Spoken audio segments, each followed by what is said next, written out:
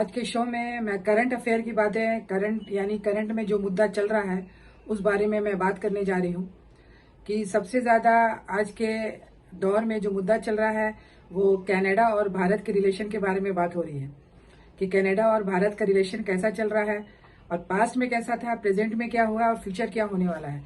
तो इन बातों पे मैं चर्चा करने जा रही हूँ। तो मैं शुरुआत करती हूँ कि शुरुआत यहाँ से होती है कि इंटरनेशनल मीडिया जो है वो काफ़ी ये बातें उछाल रहा है दुनिया भर में कि भारत के जो हमारे एम्बेसडर हैं, भारत के एम्बेसडर, तो उनका नाम है संजय वर्मा।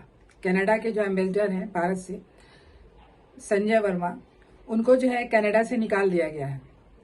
पर ये बात बिल्कुल गलत है। इसका भारतीय सरकार ने खंडन भी किया है। निकाला नहीं गया है, उनको वहां से वापस बुलाया गया है क्योंकि वहां पे काफी एक मुद्दा गरमाया हुआ है जिसपे काफी वहां पे चौस हो रहा है, सारी चीजें हो रही है वहां पे।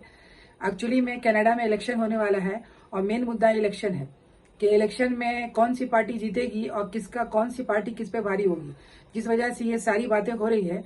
तो कनाडा में जो है 3 पार्टियां जो है रेस में लगी हुई है। 3 पार्टियों का रेस चल रहा है जो कि कौन जीतेगा कनाडा का इलेक्शन। तो प्रॉब्लम ये हुआ कि अभी हाल ही में जो हमारे पंजाबी यानी सिख कैनेडियन NRI जिनकी हत्या कर दी गई थी, जिनका नाम था निज्जर, तो उसकी वजह से जो है काफी ये मुद्दा गरमाया और वहां के लोगों ने काफी हंगामा मचा हुआ है क्योंकि उन लोगों का कहना है कि भारतीय सरकार ने मिल करके वहां उनको मरवाया था। तो सब तरफ से सवाल और जवाब की कोशिश की जा रही है, आरोप और प्रति आरोप लगाए जा रहे हैं कि ये चीजें क्या हो रही है। तो सबसे ज्यादा इस होड़ में आगे चल रहे हैं कनाडा के लिबरल पार्टी के जो आज के भी प्रेजेंट में वहां राष्ट्रपति हैं, जिनका नाम है जस्टिन ट्रूडो। ये सबसे ज्यादा हो हल्ला मचा रहे हैं वहां पे कि ये चीजें ऐसी चीजें भारतीय सरकार ने किया है कनाडा में। तो ये बिल्कुल गलत है क्योंकि उन्हें जो है सिख का जो वोट है उन्हें बटोरना है और इस वजह से ये तमाशा चल रहा है। और इनकी जो पार्टी है, मैंने बताया कि लिबरल पार्टी है, और दूसरा जो अपोजिशन में है वो है एरिन और टूले। ये जो है इनकी कंजर्वेटिव पार्टी है और ये भी इस ओर में लगे हैं कि शायद अगर ट्रूडो को हरा दिया जाए तो ये प्रेसिडेंट बन जाएंगे। उसके अलावा जो तीसरी पार्टी है इनकी है वेस फ्रैन क्वाइज ब्लैंशेट।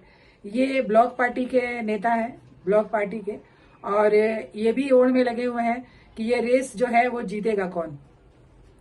तो प्रॉब्लम मुद्दा दर मुद्दा और आरोप प्रति आरोप लगाए जा रहे हैं कि भारत सरकार ने या भारत पे ये आरोप लगाया जा रहा है और उनके एम्बेसडर पे भी आरोप लगाया जा रहा है कि ये सब चीजें ऐसी की है। पर ये भारत सरकार ने इसका खंडन किया है कि ये बिल्कुल आरोप गलत है क्योंकि किसी भी राजदूत का आप अरेस्ट भी नहीं कर सकते हैं और उसके साथ कोई भी चीजें गलत व्यवहार नहीं कर सकते हैं। ये वियना की एक संधि हुई है उसके हिसाब से किया जा रहा है क्योंकि वियना की संधि क्या है, मैं इसके बारे में थोड़ा डिटेल में बताना चाहूंगी कि जब नेपोलियन बोनापार्ट पूरे यूरोप में तबाही मचा रहा था और किसी भी कंट्री पे अचानक आक्रमण करता था, उसको जीतता था और उसको अपने कब्जे में कर लेता था। इस ढंग से उसने काफी कंट्रियों को, पूरे यूरोप को अपने कब्जे में कर लिया था और यूरोप का जो नक्शा है वो नक्शा ही बिगड़ गया था कि कौन सी कंट्री किस देश में है और कौन सी कंट्री कहाँ है, ये लोगों को समझ में नहीं आ रहा था। तो तभी जो है 1815 ईस्वी में जो है वहां एक वियना की संधि हुई थी जिसे वियना कांग्रेस भी कहा जाता है, जिसके अंतर्गत ये हुआ था जितनी भी जो हारी हुई सरकार थी जिसने नेपोलियन बोनापार्ट ने हराया था, वो सबको राजपाट उनका और पैसा वापस कर दिया जाता है और जिसने भी नेपोलियन बोनापार्ट का सपोर्ट किया था उन सबको जो है सजा दी जाती है, उनको नहीं दिया जाता है। एक तरह की ये बहुत अच्छी संधि थी जो यूरोप के समाज में वहां पे काफी प्रभाव डाल रही थी क्योंकि ताकि और ज्यादा युद्ध ना हो और वहां की समाज में स्टेबिलिटी लाई जाए और ज्यादा युद्ध ना हो और लोगों को समान अधिकार मिले। तो ये जो वियना की जो संधि हुई थी 1815 ईस्वी में, जिसमें Russia, Austria, Persia and England ये सबके बीच में हुई थी, एक तरीके से यानी कुछ लोगों का कहना था ये पक्षपात हुआ था इस संधि में क्योंकि जो लोग नेपोलियन से नफरत करते थे, जब नेपोलियन का पतन हो गया और उसे संन्यास पे भेज दिया गया, तो वो लोग जो जितने भी इनकी जो राज थे, जो राजपाट थे, वो सब इन लोगों ने आपस में बांटने का एक तरीका था। पर ये नेपोलियन की संधि जो है काफी मतलब वियना की संधि काफी जो है कारगर साबित हुई थी, क्योंकि 1815 में ये संधि हुई थी और 1914 में प्रथम विश्व युद्ध हुआ था। तो यानी कि काफी मतलब 100 साल तक 18 से यानी कि आप 100 साल तक कोई युद्ध नहीं हुआ। छोटे मोटे युद्ध हुए थे, कोई बड़ा युद्ध नहीं हुआ था और बड़ी क्रांति नहीं हुई थी। तो ये जो इसका जो अध्यक्ष किया था वो ऑस्ट्रिया कंट्री जो है, वहां एक शहर है वियना, वही हुआ था, इसलिए इसको वियना की संधि, वियना कांग्रेस कहा जाता है। और इसको होस्ट कर रहे थे मेटरनिक। मेटरनिक जो है, इन्हें जो है यूरोप का पुलिस भी कहा जाता है और इन्होंने ही होस्टिंग की थी, क्योंकि ये नेपोलियन बोनापार्ट से सख्त नफरत करते थे और इस ढंग से जो है ये इन लोगों ने मिलकर के ये चीजें बनाई थी।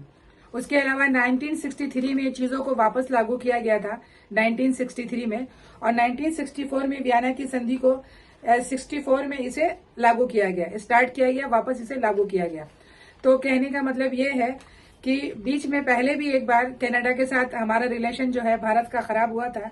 जो देवयानी खोबरा गड़े, ये जो कनाडा की एम्बेसडर थी भारत से, तो इनको गिरफ्तार कर लिया गया था 2013 में। 2013 में इनको गिरफ्तार कर लिया गया था और गिरफ्तार करने के बाद काफी पूछताछ हुई थी, बहुत बाद में छोड़ा गया था। तो ये तो संधि का बिल्कुल उल्लंघन किया गया था और फिर से संधि का उल्लंघन किया जाता। इस तरीके जो है इस संधि को कार्यरत रखने के लिए इन चीजों को मानना चाहिए किसी भी कंट्री का। पहले जमाने में भी ऐसा होता था कि जो दूत आते थे उसे गिरफ्तार या उसे मारा नहीं जाता था, उसको वापस भेजा जाता था, चाहे वो कुछ भी बोलता था। तो इस ढंग से जो है देवयानी खोबरागड़े को गिरफ्तार कर लिया गया था। तो इस वजह से संजय वर्मा जो आज के हमारे एम्बेसडर हैं वहां के कनाडा के, तो उन्हें वापस बुला लिया गया। उनको कनाडा सरकार ने बाहर निकाला नहीं है। क्या है कि दो ग्रुप बटा हुआ है आज के डेट में। जैसे मैं बताना चाहूंगी कि हर लोग अपनी मोनोपोली कर रहा है। अब कनाडा में तो इलेक्शन है, जैसा मैंने बताया कि 3 पार्टियां हैं जो रेस में लगी हैं कि रेस को जीतेगा कौन। वहां रेस चल रही है, तो कोई ना कोई उन्हें मुद्दा चाहिए और मुद्दा ऐसा चाहिए जिससे कि माइनॉरिटी वोट को खींचा जा सके। तो मेन प्रॉब्लम ये है। उसके बाद जो है, जैसे मैं बताऊं कि ब्रिक क्या है, ब्रिक कंट्री भी है। ब्रिक्स नाम से एक ग्रुप बनाया गया है जिसे BRIC is an intergovernmental organisation कहा जाता है इसे। इसके अंदर जो है, जो मेन है, भारत है, चाइना है और रशिया है, ये लीड कर रहे हैं। और इसके अंदर और भी कंट्रियां हैं जैसे south Africa, Iran, Egypt, Ethiopia, UAE यानी दुबई, रशिया।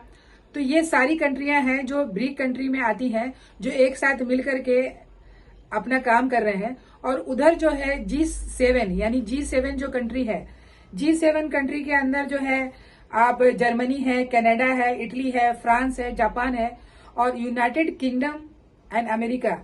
ये जो है जिसको बोलते हैं कि स्लो पॉइजन साइड से इसे सपोर्ट कर रहे हैं और यही जो है आग में घी का काम कर रहे हैं इनको आगे बढ़ाने के लिए। तो इन लोगों ने आज की डेट में आई, जिसको बोलते हैं 5I यानी नजर रखना सब पे, इस ढंग से जो है ये भारत पे लोगों पे नजर रख रहे हैं कि इन लोगों ने गलत किया है। और बहुत सारे लोगों का नाम लिया जा रहा है, बहुत सारे लोगों का नाम लिया जा रहा है। जैसे विकास यादव को रॉ एजेंट कहा जा रहा है। वो रॉ एजेंट अभी नहीं है, पहले हो सकते थे। तो उनका भी नाम आ रहा है कि ये रॉ एजेंट थे और इन लोगों ने सब मिल करके उनकी हत्या करवाई थी निजर की। तो ये सब चीजें गलत है।